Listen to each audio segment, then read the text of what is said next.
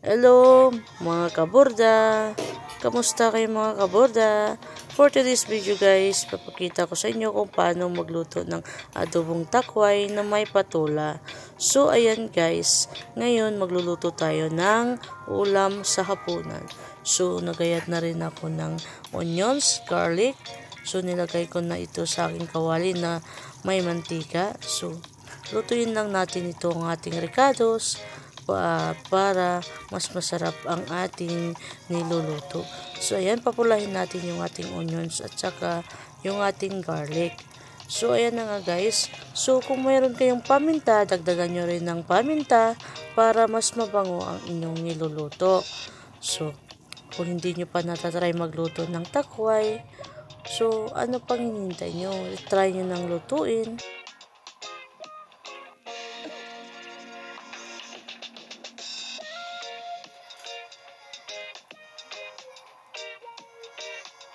Nga, ilagay natin yung ating takway. So, ang tawag sa English sa takway is asparagus ata. Hindi ko rin alam kung ano talaga ang tawag sa English nito. Ayan guys. Pero sa Ilocano, Bisaya, takway din ang tawag nito. Sa Tagalog, takway din. So, ayan guys. So, haluin na natin ang ating nilutong takway. Pero sabi ng matatanda, bawal daw haluin ang takway kapag ito'y niluluto. Hayaan lang na kumulo at maluto ito sa ating kawali. Pero, iba naman kami guys. Sinahalo namin ito para ma-make sure yung lasa at saka yung nilagay nating ricados. So, ayan, nilagyan ng suka para kasi adobo ng ating niluluto. Nilagyan rin natin ito ng toyo para maging maganda ang lasa. So, ayan na nga guys, nilagyan natin. So, haluin naman natin ito para yung toyo at suka is ma-mixture doon sa ating takway. So, ayan na nga guys, kumukulo-kulo na siya. So, hindi ako naniniwala kapag yung takway na niluluto natin ay haluin natin, ang kalabasan ay makati pag kinain. Hindi pindi naman yan sa pagluluto guys. Kasi may nagluluto naman kasi na kahit gaano kasarap yung kanyang niluto, yung resulta ay kumakati sa lalamunan. So yun guys, nilagyan na rin natin ng pampalasa, nilagyan natin ng magic sarap, yung ating adobong takway. So hinalo natin ito ulit para ma-make sure yung nilagay nating magic sarap. So ayan guys, malapit nang maluto ang ating takway.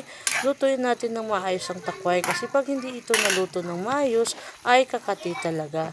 So ayan guys, pag magluto kayo ng takway, dapat luto siya talaga. Huwag yung half cook kasi pag half cook kasi malalasahan mo talaga ang kati sa lalamunan mo. So ayan guys, so ilalagay na rin natin ang ating patula. Mas masarap kasi pag ang ating adobong takway may patula. Kasi yung patula kasi is nagpapabango sa ating niluluto. So, diba? Mas masarap pag may patula. Ayan. Kasi yung